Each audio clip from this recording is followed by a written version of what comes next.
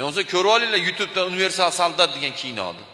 Tankani ham minaveradi, vertolyotni ham minaveradi, avtomat ham otaveradi, pichoq ham sanchaveradi. Musulmon universal bo'ladi, libboy narsani biladi. Ha, bunaqada bu ketishda bo'lsa bo'lmaydi bu bolalar. Shuning uchun yoshlar to'planib qolsalar, masalan, ko'proq sizlarga gapiryapman. Sigaret chekayotganlar, va shu tashagan uka una narsani.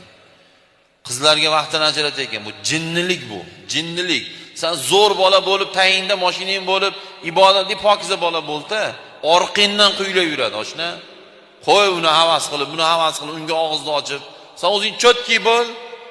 Javob orqangdan yugurib yuradi, libboy.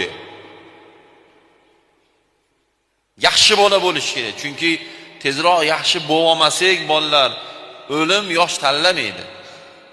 O'lim shuna narsaki, yosh jins tanlamaydi. Bu erkak, ayol, yosh, qari, boy, kambag'al. Xudoy taolo tugadi degan kuni bo'ldi, tugadi, o'ladi, keladi. 17 ga kirdimi, 25 ga kirdimi, 103 ga kirdimi farqi yo'q. U boymi, kambag'almi, zo'rmi, pachaqmi?